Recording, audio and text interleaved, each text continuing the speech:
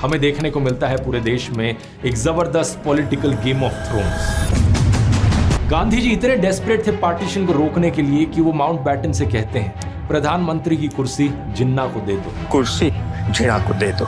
1946 के बाद अचानक से जिन्ना के पास बहुत भारी पॉलिटिकल पावर आ गई हाथों में। लेकिन डायरेक्ट एक्शन डे का यह हादसा तो बस शुरुआत थी। पार्टीशन किए जाने से पहले अभी तो और बहुत सारे दंगे बाकी थे। जब तक कत्लेआम खत्म हुआ तब तक कलकत्ता लाशों का शहर बन चुका था। लेकिन पंडित नेहरू के द्वारा यह कहा जाना मीडिया के सामने एक बहुत बड़ी गलती साबित होता है। Mohammad Ali Jinnah direct action day का ऐलान करते हुए कहते हैं, या तो भारत का बंटवारा होगा या फिर भारत की तबाही होगी।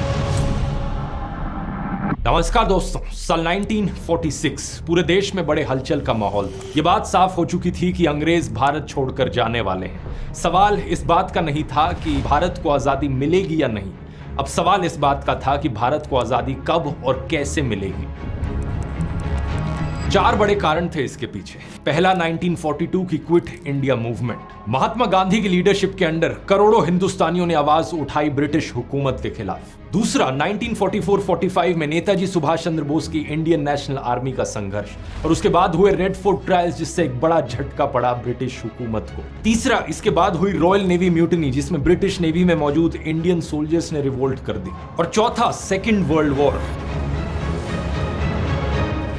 भारी अनएम्प्लॉयमेंट, खतरनाक इकोनॉमिक रिसेशन और डगमगाती हुई ब्रिटिश इंडस्ट्रीज और ट्रेजरी। 1945 में हुई इलेक्शंस के बाद यूके के नए प्राइम मिनिस्टर बनते हैं क्लेमेंट एटली, और इनकी पार्टी ने तो अपने मैनिफेस्टो तक में वादा किया था कि भारत को आजादी देंगे। पूरा माहौल अब इस कदर भारत की आजादी के फेवर में बन चुका था कि अब मेजॉरिटी ब्रिटिश जनता भी इंडिया को आजादी देने के फेवर में थी। अब चर्चा इस बात पर हो रही थी कि एग्जैक्टली किस तरीके से ये ट्रांसफर ऑफ पावर किया जाएगा। और यहां दोस्तों, आजादी मिलने से 1 साल पहले हमें देखने को मिलता है पूरे देश में एक जबरदस्त पॉलिटिकल गेम ऑफ थ्रोन्स।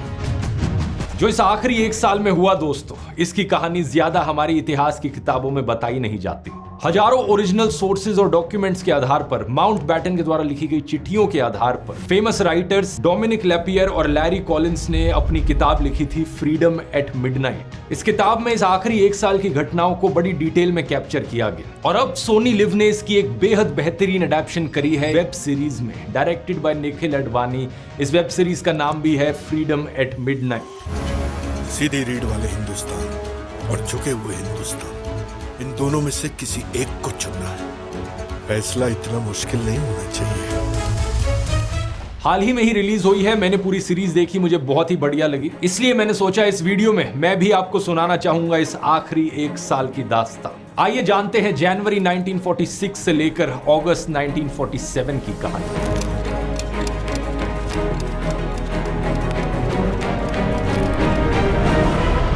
जनवरी 1946 में दोस्तों, इंडियन सब कॉन्टिनेंट का नक्शा कुछ ऐसा दिखता था। येलो कलर में है सारे ब्रिटिश इंडिया के प्रोविंसेस और पिंक कलर में है प्रिंसली स्टेट्स। प्रोविंसेस को बेसिकली स्टेट्स की तरह समझ लो। ब्रिटिश हुकूमत के अंदर जो स्टेट्स होती थी, टोटल में 17 प्रोविंसेस थे।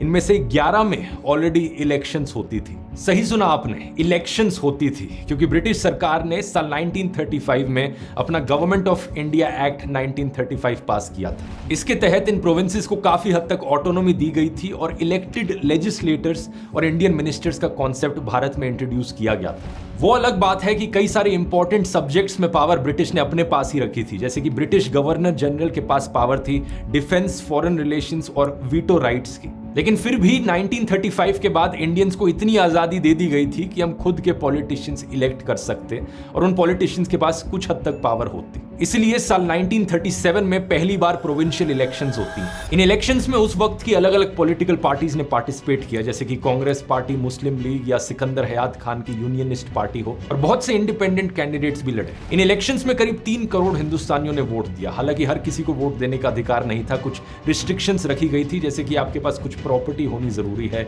या जमीन होनी जरूरी है। नतीजा यह था कि 11 में से 7 प्रोविंसेस में कांग्रेस पार्टी जीतती है। Bombay, Madras, central provinces, United provinces, north west frontier province, Bihar और ओडिशा। बाकी प्रोविंसेस में कोलेशन गवर्नमेंट बनती है। पंजाब में यूनियनिस्ट पार्टी पावर में आती है, आसाम में आसाम वैली पार्टी, बंगाल में कृषक प्रजा पार्टी जिसे मुस्लिम लीग का समर्थन मिलता है, और सिंध में क्योंकि कोई सिंगल विनर नहीं था तो कई सारे लीडर्स का एक कोलेशन बनता है। मोहम्मद अली जिन्ना की पार्टी मुस्लिम लीग को बड़ी हार का सामना करना पड़ा था। कई सारी सीटें एक्चुअली में रिजर्व थी मुसलमान लोगों के लिए। उन रिजर्व सीटों में से भी सिर्फ 22% ही मुस्लिम लीग जीती थी। लेकिन इंटरेस्टिंग चीज होती है इससे अगली इलेक्शंस में, 9 साल बाद साल 1946 में। अगली प्रोविंशियल इलेक्शंस 1946 में ही होती है क्योंकि बीच में वर्ल्ड वॉर 2 आ गई थी और कांग्रेस ने प्रोटेस्ट भी करना शुरू कर दिया था क्विट इंडिया मूवमेंट के दौरान। इस समय तक कम्युनल डिवाइड हिंदूज और मुस्लिम्स के बीच में बहुत बढ़ चुका था। इसके पीछे कई कारण थे जिनकी बात मैं इस वीडियो में नहीं करूंगा क्योंकि इसकी बात मैंने इन वीडियोस में ऑलरेडी करी है। बहुत लंबा इतिहास है इसके पीछे। एक बड़ा कारण यह था कि जिन्ना जैसे पॉलिटिशियंस ने भड़काऊ भाषण दिए, लोगों के अंदर डर भरा। One India is impossible realization. It will inevitably mean that the Muslim will be transferred from the domination of the British to the caste Hindu rule. और इसका नतीजा ये हुआ कि 1946 की इलेक्शंस में मुस्लिम लीग 11 में से 2 प्रोविंसेस जीत जाती है। बंगाल और सिंध पूरी तरीके से मुस्लिम लीग के कंट्रोल में चले जाता है। हालांकि बाकी जो 9 प्रोविंसेस थे उनमें कांग्रेस की जीत हुई थी तो वहां पे कांग्रेस की सरकार बनती है। लेकिन पॉइंट यहां पर यह भी था कि सारे प्रोविंसेस में जितनी भी रिजर्व्ड मुस्लिम सीटें थी उनमें से 87% सीटें मुस्लिम लीग जीतती है। ऊपर से पंजाब के प्रोविंस में भी सिंगल लार्जेस्ट पार्टी मुस्लिम लीग थी। हालांकि सरकार उनकी नहीं बनी थी। सरकार इवेंचुअली बनती है कांग्रेस, अकाली दल और यूनियनिस्ट पार्टी की साथ में मिलकर। इस सब का मतलब यह था कि 1946 के बाद अचानक से जिन्ना के पास बहुत भारी पॉलिटिकल पावर आ गई हाथों में। ब्रिटिश को मजबूरन जिन्ना के साथ भी नेगोशिएट करना जरूरी था। वो सिर्फ कांग्रेस की मर्जी के अनुसार आजादी नहीं दे सकते थे क्योंकि उनके पर्सपेक्टिव से ये डेमोक्रेसी है, यहाँ इलेक्शंस हुई थी और जनता ने यही लीडर्स चुने थे। जिन्ना सीधे तौर पर देश का बंटवारा चाहते थे, एक अलग पाकिस्तान का देश बनाना चाहते थे, और दूसरी तरफ कांग्रेस पार्टी के सभी लीडर्स पार्टीशन के खिलाफ थे। वो एक यूनाइटेड इंडिया रखना चाहते थे। इंटरेस्टिंगली अगर आप जिन्ना का इतिहास देखोगे तो 26 साल पहले वो खुद कांग्रेस पार्टी का हिस्सा हुआ करते थे और हिंदुओं और मुसलमानों को साथ में रखने की बात करते थे। साल 1950 में जब महात्मा गांधी साउथ अफ्रीका से इंडिया लौटे तो जिन्ना ने उनका स्वागत किया था। गुर्जर सभा में गांधी जी के साउथ अफ्रीका के किस्से जनता को सुनाए थे और उनकी तारीफ करी थी। जिन्ना के दादा प्रेमजी भाई मेघजी ठक्कर एक भाटिया राजपूत थे। उन्होंने इस्लाम में तब कन्वर्ट किया जब उस वक्त के ऑर्थोडॉक्स हिंदूज ने उन्हें एक्स कम्युनिकेट कर दिया था जब उन्होंने फिशिंग बिजनेस में कदम रखा था। तो यानी कुछ पीढ़ी पहले जिन्ना का परिवार एक हिंदू परिवार था और जो सोशल कॉन्सिक्वेंसेस उन्हें सहने पड़े उससे बचने के लिए उन्होंने धर्म परिवर्तन किया था ताकि वो अपना बिजनेस ठीक तरह से कर सके। साल 1920 में पहली बार दरार देखने को मिलती है जिन्ना और कांग्रेस के बीच में। जिन्ना गांधी जी के सिविल डिसोबीडियंस स्टाइल से असहमत थे। जब 1920 के नागपुर के सेशन में नॉन कोऑपरेशन रेजोल्यूशन पास हुआ तो वो उसके खिलाफ थे। उनका मानना था कि इस तरीके से आजादी नहीं मिल सकती। I feel compelled to oppose this motion. Mister Gandhi मुल्क को गलत राह पे ले जा रहे हैं। पार्टी छोड़ने के बाद जिन्ना ने कहा, मुझे इस स्यूडो रिलीजियस अप्रोच की पॉलिटिक्स से कोई लेना देना नहीं है। मैं कांग्रेस और गांधी जी से अलग हो रहा हूं। मैं मॉब हिस्टीरिया को बढ़ावा देने में विश्वास नहीं करता। उस समय जिन्ना इतने सेक्युलर थे कि उन्होंने गांधी जी की खिलाफत मूवमेंट का भी विरोध किया। ये मूवमेंट मुस्लिम मुद्दों पर थी और भारतीय मुसलमानों को अंग्रेजों के खिलाफ एकजुट करने के लिए शुरू की गई थी। लेकिन समय के साथ साथ कांग्रेस द्वारा नजरअंदाज किए जाने की भावना ने उनके एम्बिशन को जन्म दिया। लेट 1920s में जिन्ना पॉलिटिक्स को छोड़ देते हैं, लंदन चले जाते हैं लॉ की प्रैक्टिस करने के लिए। वो लौटते हैं सिर्फ मिड 1930s में और जब वो लौटते हैं तो बिल्कुल ही बदला हुआ रूप उनका सामने दिखता है। लौटने के बाद वो अपने आप को इंडियन मुसलमानों का इकलौता स्पोक्स पर्सन घोषित कर देते हैं। I am the sole spokesman of Muslims in India. एक पाकिस्तान का देश बनाने के लिए वो कैंपेनिंग करते हैं भारत के second last viceroy Archibald Wavell के सामने। अब थोड़ा सा अपनी टाइमलाइन पर वापस आते हैं। फरवरी 1946 में रॉयल नेवी म्यूटिनी होती है और 24 मार्च 1946 को ब्रिटिश प्राइम मिनिस्टर क्लेमेंट एटली कैबिनेट मिशन को भारत भेजते हैं। ये एक 3 मेंबर कमेटी थी जो नेगोशिएशंस चालू करती है आजादी देने के लिए कांग्रेस पार्टी और मुस्लिम लीग के नेताओं से। इनके 3 मेन ऑब्जेक्टिव्स थे। पहला, वाइस रॉय के एग्जीक्यूटिव काउंसिल को फिर से बनाना। ये ब्रिटिश इंडिया सरकार का कैबिनेट था जिसमें सभी मिनिस्ट्रीज शामिल थी। वाइस रॉय वेवल ने प्रपोज किया कि वाइस रॉय और कमांडर इन चीफ को छोड़कर बाकी सारे मेंबर्स इस काउंसिल के इंडियन होंगे। लेकिन जिन्ना ने यहां पर कहा कि मैं तब तक एग्री नहीं करूंगा जब तक सिर्फ मुस्लिम लीग को अधिकार ना दिया जाए है मुस्लिम मेंबर्स अपॉइंट करने का इस काउंसिल में। वो नहीं चाहते थे कि किसी भी और पार्टी का कोई मुस्लिम यहाँ इस काउंसिल में अपॉइंट किया जाए। वो खुद को मुसलमानों के इकलौते लीडर के तौर पर देखते थे। दूसरा ऑब्जेक्टिव, भारतीय नेताओं के साथ समझौता करना ताकि इंडिया के लिए एक नया कॉन्स्टिट्यूशन बनाया जा सके। इसके लिए एक कमेटी का गठन किया गया जिसे बाद में कॉन्स्टिट्यूएंट असेंबली ऑफ इंडिया के रूप में जाना गया। इसे बाद में जाकर लीड किया गया डॉक्टर BR अम्बेडकर के द्वारा। और तीसरा ऑब्जेक्टिव यहां पर था सबसे इंपॉर्टेंट, इस चीज का एक फ्रेमवर्क तैयार किया जाए कि ज्योग्राफिकली और पॉलिटिकली इंडिया कैसा दिखेगा ब्रिटिश के जाने के बाद। 16 मई साल 1946 कुछ नेगोशिएशंस और डिस्कशंस के बाद कैबिनेट मिशन अपना प्लान सामने रखता है। We have decided on a united India that will look something like this. ये प्रपोज करते हैं कि इंडिया को 3 ग्रुप्स ऑफ प्रोविंसेस में डिवाइड कर दिया जाए। पहला सेक्शन ए जो हिंदू मेजॉरिटी एरियाज हैं, दूसरा सेक्शन बी जो नॉर्थ वेस्ट में मुस्लिम मेजॉरिटी एरियाज हैं, और तीसरा सेक्शन सी ईस्ट में मौजूद मुस्लिम मेजॉरिटी एरियाज। बाकी जमीन जो प्रिंसली स्टेट्स के अंडर बची उनको लेकर ज्यादा कुछ कहा नहीं गया इस प्रपोजल में। इस प्रपोजल के अनुसार इंडिया कहने के लिए यूनाइटेड ही रहेगा, एक ही सेंट्रल गवर्नमेंट होगी, लेकिन उस सेंट्रल गवर्नमेंट के पास ज्यादा पावर्स नहीं होंगी। सिर्फ डिफेंस, एक्सटर्नल अफेयर्स और कम्युनिकेशंस की पावर उसे दी जाएगी और बाकी सारी जो पावर्स हैं वो इन ग्रुप्स ऑफ प्रोविंसेस में बांट दी जाएगी। क्योंकि इस प्लान के अनुसार काफी हद तक ऑटोनॉमी मिल रही थी मुस्लिम डोमिनेटेड एरियाज को, इसलिए जिन्ना इस प्लान को स्वीकार कर लेते हैं। जिन्ना ने प्लान मान लिया। अगर जिन्ना मान गया है तो हमें भी मान जाना चाहिए। बिल्कुल नहीं, धर्म के नाम पर लकीरें खींचने को हम कब से तैयार हो गए, और फर्क क्या रह गया हम में और जिन्ना में? लेकिन कांग्रेस शुरू में इस प्लान को स्वीकार नहीं करती क्योंकि कांग्रेस के लीडर्स यूनाइटेड इंडिया को लेकर अड़े हुए थे। वो ऐसी टूटी फूटी सरकार नहीं चाहते थे जिसमें जिन्ना के साथ काम करना पड़े। पंडित नेहरू दूसरे ऑब्जेक्टिव पर रेडी हो जाते हैं कि कॉन्स्टिट्यूएंट असेंबली में हम शामिल होना चाहते हैं। उनका आइडिया यह था कि एक बार हम सरकार बना ले तो बाद में जो कैबिनेट मिशन द्वारा दिया गया स्ट्रक्चर है इसमें हम ट्वीक्स कर सकते हैं। लेकिन पंडित नेहरू के द्वारा यह कहा जाना मीडिया के सामने एक बहुत बड़ी गलती साबित होता है। 10 जुलाई 1946 की बात है। नेहरू ऑलरेडी कांग्रेस प्रेसिडेंट बन चुके थे। बॉम्बे में एक प्रेस कॉन्फ्रेंस रखते हैं। बात करते वक्त वो मीडिया के सामने कहते हैं कि भले ही कांग्रेस ने कॉन्स्टिट्यूएंट असेंबली में हिस्सा लेने पर सहमति दे दी है, लेकिन जरूरत पड़ने पर कैबिनेट मिशन प्लान को बदलने का अधिकार भी कांग्रेस के पास है। जैसे ही नेहरू की ये स्टेटमेंट अखबारों में छपी तो जिन्ना को महसूस हुआ कि नेहरू अपनी विचारधारा थोपने की योजना बना रहे हैं। जिन्ना ने तुरंत जाकर कैबिनेट मिशन प्लान ठुकरा दिया और कांग्रेस के साथ काम करने को भी इनकार कर दिया। 29 जुलाई साल 1946 जिन्ना अपने घर पर एक प्रेस कॉन्फ्रेंस रखते हैं और ऐलान करते हैं कि मुस्लिम लीग संघर्ष शुरू करने की तैयारी कर रही है। उन्होंने कहा कि अगर मुसलमानों को अलग पाकिस्तान नहीं दिया गया तो वो डायरेक्ट एक्शन शुरू कर देंगे। अगले दिन 30 जुलाई को जिन्ना ऐलान करते हैं कि 16 अगस्त का दिन डायरेक्ट एक्शन डे होगा। वो कांग्रेस को चेतावनी देते हुए कहते हैं, हम युद्ध नहीं चाहते, अगर आप युद्ध चाहते हो तो हम आपके ऑफर को बिना झिझक स्वीकार करते हैं। या तो भारत का बंटवारा होगा या फिर उसकी तबाही होगी। अगर कांग्रेस जंग मान रही है तो हम इनकार नहीं करेंगे। डायरेक्ट एक्शन डे का एपिसेंटर बंगाल बनता है क्योंकि वहीं पर मुस्लिम लीग के पास सबसे ज्यादा पॉलिटिकल पावर थी। 1946 की इलेक्शंस में 250 में से 115 सीट्स मुस्लिम लीग जीती थी और कांग्रेस ऑपोजिशन में बैठी थी सिर्फ 62 सीट्स के साथ। उस वक्त बंगाल के चीफ मिनिस्टर थे हुसैन शाहिद सुहरावार्दी। इन्हें बुचर ऑफ बंगाल के नाम से जाना जाता है आज के दिन। वाइसरॉय वेवल ने एक बड़ी स्टेटमेंट दी थी इनके ऊपर।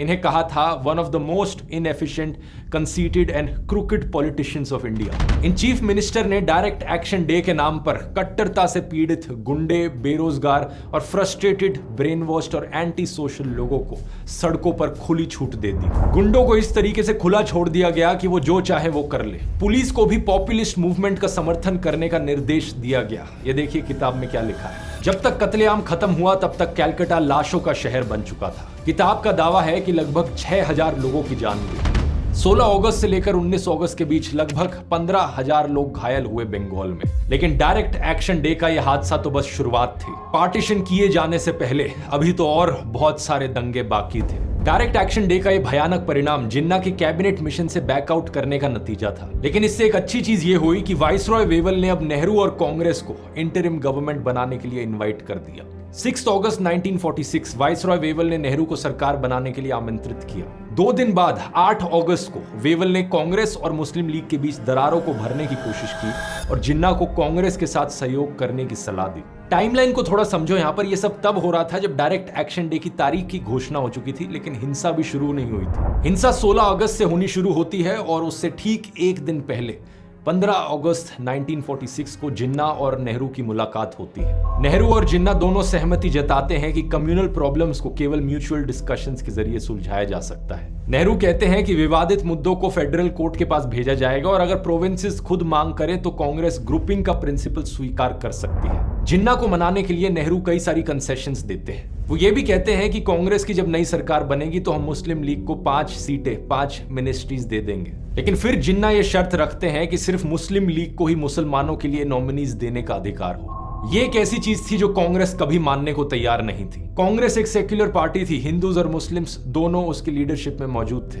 जिन्ना की ये डिमांड स्वीकार करने का मतलब होता कि कांग्रेस एडमिट कर ले कि सारे मुसलमानों का अधिकार सिर्फ जिन्ना के पास ही है और कोई पार्टी मुसलमानों से रिलेटेड कुछ कर ही नहीं सकती। इसलिए बातचीत किसी नतीजे पर नहीं पहुंचती। अगला दिन डायरेक्ट एक्शन डे होता है और उसके बाद कई दिनों तक बंगाल में भरपूर वायलेंस देखने को मिलता है। इन घटनाओं के करीब एक हफ्ते बाद 25 अगस्त 1946 को वाइसरॉय हाउस से एक घोषणा आती है। ये कहते हैं कि एक इंटरिम गवर्नमेंट की फॉर्मेशन की जाए। Thank you for accepting my invitation, but there is a condition. His Majesty the King has accepted the resignations of the present members of the Governor General's Executive Council. His Majesty has been pleased to appoint the following: Pandit Jawaharlal Nehru, Sardar Vallabhbhai Patel, Dr. Rajendra Prasad, Mr. M. Asif Ali, Mr. C. Gopalacharya, Mr. Sarat Chandra Bose, Dr. John Mathai, सरदार बलदेव सिंह। इन सभी लोगों को British सरकार के द्वारा interim government के तौर पर appoint कर दिया जाता है। 2 सितंबर से इंटरिम सरकार ऑफिस टेकअप करेगी, लेकिन इसके अलावा एक और चीज कही जाती है। 2 और मुस्लिम सदस्य हैं जिनकी नियुक्ति बाद में की जाएगी। इंटरिम गवर्नमेंट का मतलब होता है एक ट्रांजिशनल गवर्नमेंट। जब तक ब्रिटिश पूरी तरीके से इंडिया को नहीं छोड़कर चले जाते तब तक ये वाली सरकार ट्रांजिशन में देखरेख का काम करेगी। इस इंटरिम सरकार के द्वारा एक कॉन्स्टिट्यूएंट असेंबली बनाई जाती है, वो भी बड़ा इंटरेस्टिंग है। इसमें ड्राफ्टिंग कमेटी को लीड किया जाता है डॉक्टर B.R. अम्बेडकर के द्वारा। दिलचस्प बात यह है कि कई सारे लोग अक्सर भूल जाते हैं कि हमारी पूर्ण स्वराज की मांग के बावजूद 1947 में जो हमें आजादी मिली वो वास्तव में डोमिनियन स्टेटस था। हमें पूरी तरीके से आजादी एक इंडिपेंडेंट रिपब्लिक बनने की सिर्फ 1950 में ही मिली, जब हमारा संविधान लागू हुआ। अब कांग्रेस की विचारधारा पर अपॉइंट हुई ये इंटरिम सरकार को देखकर जिन्ना बेचैन हो जाते हैं। नेहरू का ऑफर ठुकराना महंगा साबित हुआ है कायद। मुस्लिम मेंबर नॉमिनेट करने का हक ही नहीं है। लीग का वजूद खतरे में आ गया है कायद। हम भी खेलेंगे, हम इंटरिम गवर्नमेंट ज्वाइन करेंगे। 15 अक्टूबर साल 1946 को वो फाइनली मान जाते हैं कि मुस्लिम लीग बिना किसी कंडीशंस के इस इंटरिम सरकार का हिस्सा बन जाएगी। लेकिन यहां भी एक ट्विस्ट था।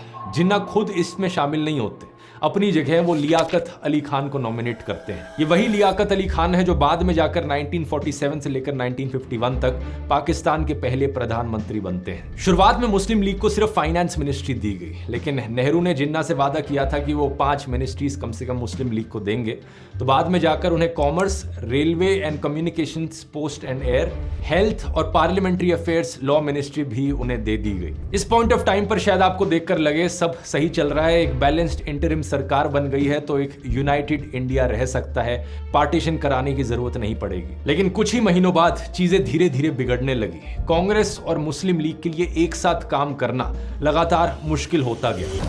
बिना लीग की इजाजत के ये कानून पास नहीं हो सकता है।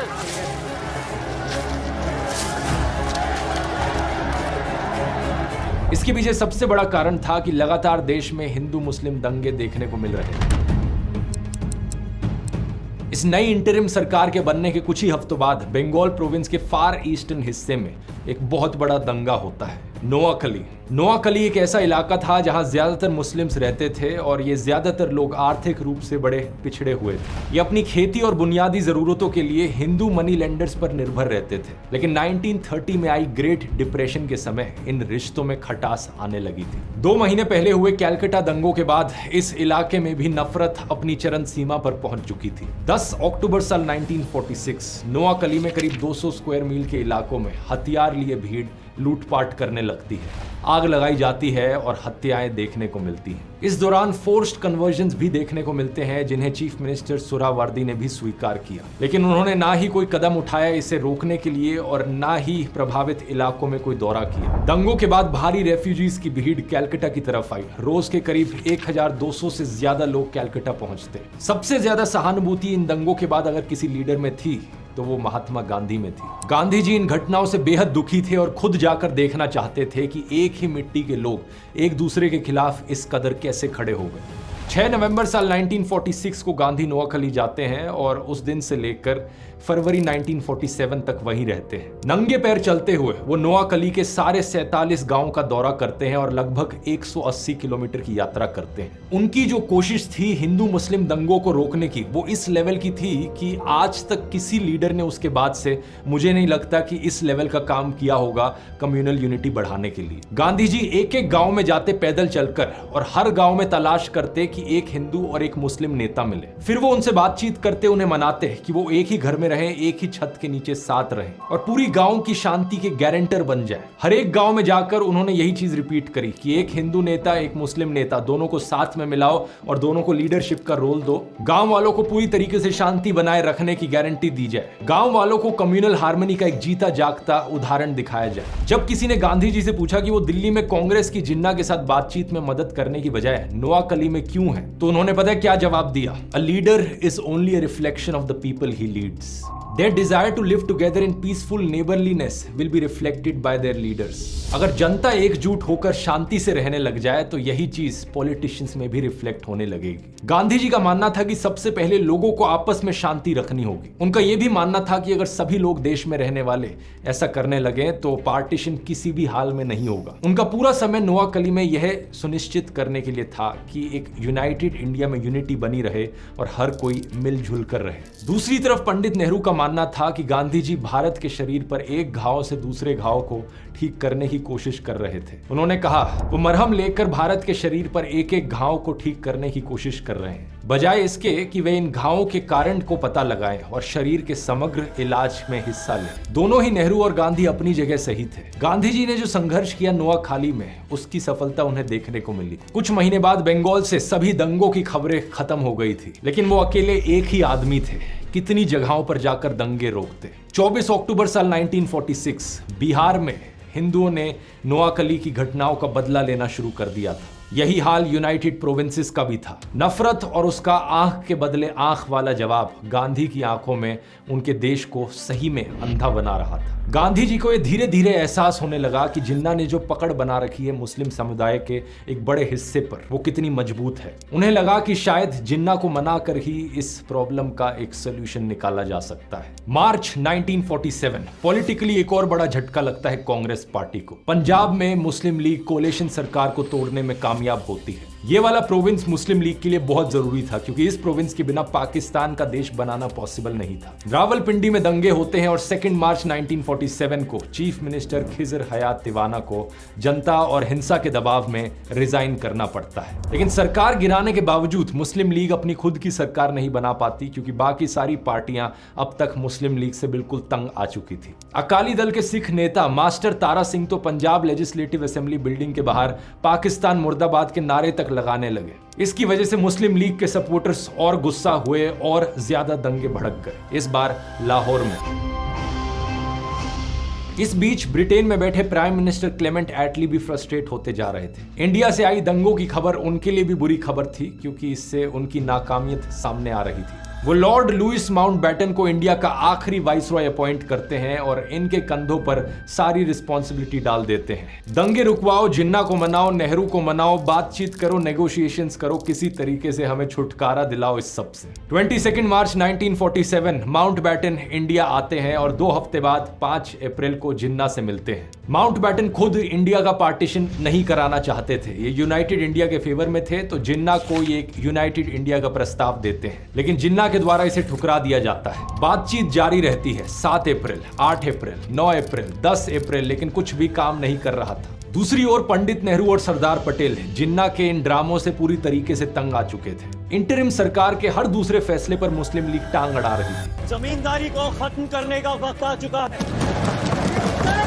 जमींदारों का अपनी जमीन पर कानूनी हक है, जिसे सरकार छीन नहीं सकती। सरकार को काम करने ही नहीं दिया जा रहा था और पूरे देश भर में खबर सुनने को मिल रही थी दंगों की। इस सब के चलते नेहरू और सरदार पटेल ने आपसी बातचीत करके इस इंडिपेंडेंट पाकिस्तान के विचार को स्वीकार कर लिया था। उन्होंने ये देख लिया था कि अगर सरकार इसी तरीके से आगे चलती रही तो ये देश किसी भी लायक नहीं बचेगा। इसलिए कांग्रेस पार्टी में सभी लोग आखिरकार पाकिस्तान को एक इंडिपेंडेंट स्टेट के रूप में मानने वाले प्लान को स्वीकार कर लेते हैं। लेकिन एक इंसान अभी भी इसके सख्त खिलाफ थे, महात्मा गांधी। गांधी अपनी तरफ से अभी भी पूरी कोशिश कर रहे थे कि देश का बंटवारा ना हो, देश को यूनाइटेड रखा जा सके। 1 अप्रैल 1947 को इसी मामले में गांधी माउंटबेटन से मिलते हैं। इस मीटिंग की कई सारी ओरिजिनल फोटोज और वीडियोस एक्चुअली में मौजूद हैं, जिन्हें आप स्क्रीन पर देख सकते हैं। गांधी माउंटबेटन से रिक्वेस्ट करते हैं कि प्लीज इंडिया का बंटवारा मत करो। Please, Lord Louis, don't do it. Mountbatten जवाब में कहते हैं कि बंटवारा करना उनका आखिरी विकल्प है। वो ये तभी करेंगे जब इसके अलावा कोई और रास्ता नहीं बच जाएगा,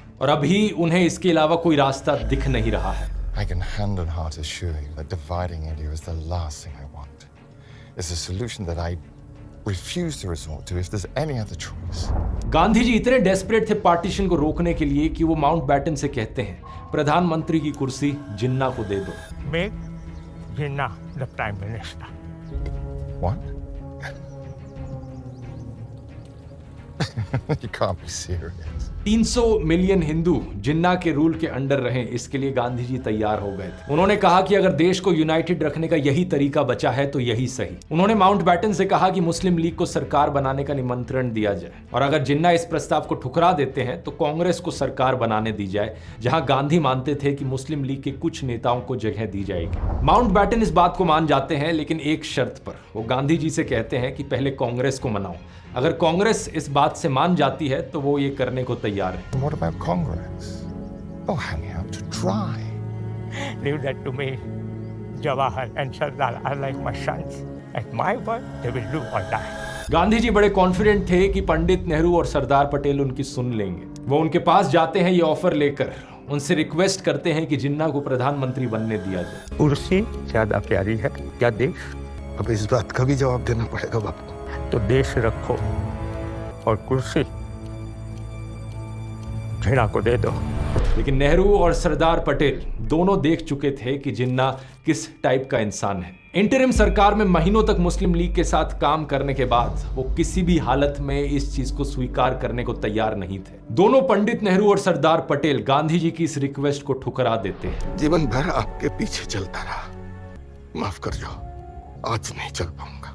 Sacrifices of so many cannot be, will not be forgotten in the face of the ambition of one man. Gandhi ji के लिए ये एक बहुत ही दर्दनाक और शॉकिंग मूवमेंट था, क्योंकि इस पॉइंट ऑफ टाइम तक नेहरू और पटेल हमेशा गांधी जी की सुनते थे, उनकी बातें मानते थे और उन्हीं की राह पर चलते थे। लेकिन इस पॉइंट पर वो किसी भी हालत में हाँ करने को तैयार नहीं थे। अब जब पार्टीशन पर सहमति बन चुकी थी तो माउंटबेटन एक नया प्लान तैयार करते हैं, डिकी बर्ड प्लान। 2 मई 1947 को ये प्लान ब्रिटिश कैबिनेट में पास होता है, लेकिन यहाँ भी थोड़ा ड्रामा देखने को मिलता है। माउंटबेटन ने अपने प्लान में एक अलग से क्लॉज जोड़ दिया था। इन्होंने कहा कि हर एक प्रोविंस के पास ऑप्शन है, या तो वो इंडिया के साथ जुड़े या पाकिस्तान के, या फिर वो इंडिपेंडेंट रहे। ये क्लॉज मेनली सिर्फ बंगाल प्रोविंस पर लागू होना था। अगर बंगाल वाला प्रोविंस चाहता है कि वो एक अलग देश बने, जो कि आज के दिन बन ही गया है, लेकिन उस वक्त चीफ मिनिस्टर सुहरावर्दी ने माउंटबेटन को यह साबित कर दिया था कि बंगाल के हिंदू कांग्रेस लीडर्स भी एक इंडिपेंडेंट स्टेट बनाने के पक्ष में थे। तो माउंटबेटन की ये 3 नेशन थ्योरी थी।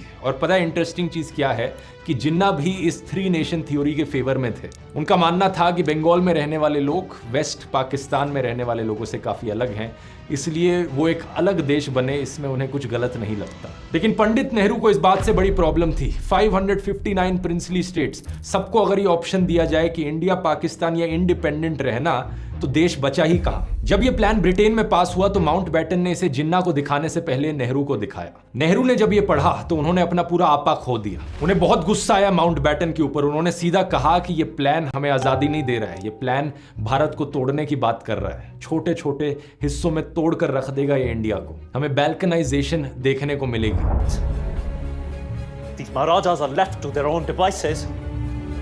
India will be divided into 500 fragments. It will not come to this. What if it does? After 3 centuries of divide and rule, you leave us at fragment and quit. Mountbatten को लगा नहीं था कि नेहरू इतने नाराज होंगे इस प्लान को देखकर, तो वो तुरंत political reforms commissioner VP Menon के पास जाते हैं और उन्हें कहते हैं कि एक नया पार्टीशन प्लान तैयार करो। मेनन ने माउंटबैटन के निर्देशों के अनुसार इस काम को लंच और डिनर के बीच सिर्फ कुछ 6 घंटे में पूरा कर लिया। वीपी मेनन ने यह सलाह दी कि पावर को 2 इंडिपेंडेंट ब्रिटिश डोमिनियंस इंडिया और पाकिस्तान में ट्रांसफर कर दिया जाए और प्रोविंसेस का बंटवारा उनके इलेक्टेड रिप्रेजेंटेटिव्स के आधार पर किया जाए। इकलौती एक्सेप्शन इसमें होगी बंगाल और पंजाब, जिनको 2 हिस्सों में बांटा जाएगा। जिन्ना ने शुरू में इस प्लान को रिजेक्ट कर दिया था। उन्होंने कहा कि नॉर्थ वेस्ट फ्रंटियर प्रोविंस और बलूचिस्तान में रेफरेंडम होना चाहिए। वीपी मेनन ने जिन्ना की रेफरेंडम वाली मांग मान ली और कांग्रेस को यह आश्वासन दिया कि प्रिंसली स्टेट्स की इंडिपेंडेंट रहने की संभावना कम से कम कर दी जाए। माउंटबैटन ने भी प्रिंसली स्टेट्स के लिए किसी भी तरह के डोमिनियन स्टेटस को खारिज कर दिया और उन्हें सलाह दी कि वो या तो इंडिया या पाकिस्तान में से किसी एक को चुने, और ये चुनते वक्त भी वो अपनी ज्योग्राफिकल कॉन्टिग्यूटी देखें कि ज्योग्राफिकली वो किस एरिया में ज्यादा पास है और उस हिसाब से अपना डिसीजन लिया जाए। अगस्त 1947 तक आते आते प्रिंसली स्टेट्स के लिए कुछ हद तक इंडिपेंडेंट रहने की संभावना थी। कोई प्रिंसली स्टेट चाहती तो वो कुछ हद तक ऑटोनॉमी रख सकती थी, लेकिन डिफेंस, फॉरेन अफेयर्स, कम्युनिकेशन और कई सारे मामलों में उन्हें सेंट्रल गवर्नमेंट पर निर्भर रहना पड़ता, इसलिए ये सिर्फ नाम की ऑटोनॉमी होती। 3 जून 1947 फाइनली ये नया प्लान सामने रखा जाता है और इस बारी हर कोई इसे स्वीकारता है। पंडित नेहरू, पटेल, जेबी कृपलानी, बलदेव सिंह, जिन्ना, लियाकत अली खान और अब्दुल राम निश्तार, ये सब लोग एक कॉन्फ्रेंस टेबल पर बैठे थे माउंटबैटन के साथ और यहां पर इस प्लान को कलेक्टिवली इंडोर्स किया जाता है।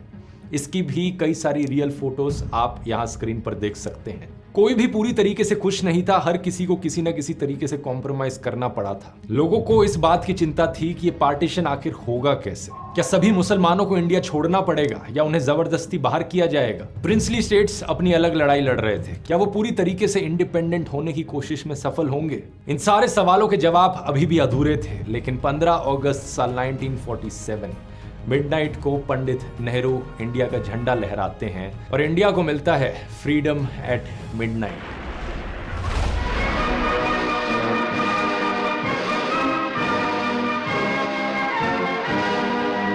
आगे जो पार्टीशन होता है, करीब 1.5 करोड़ लोग माइग्रेट करते हैं, 10 लाख से ज्यादा लोग मारे जाते हैं और रातों रात जबरदस्ती रिलीजियस कन्वर्जन्स देखने को मिलती हैं। 75,000 से ज्यादा महिलाओं की किडनैपिंग्स और रेप्स होते हैं। यहाँ ये भी अपनी अलग कहानी है कि कैसे सारी प्रिंसली स्टेट्स को यूनाइट करने का काम किया जाता है सरदार पटेल के द्वारा। इस पर एक अलग वीडियो बन सकता है। अगर आपके पास थोड़ा टाइम हो तो जरूर मैं आपको रेकमेंड करना चाहूंगा सोनी लिव पर यह वेब सीरीज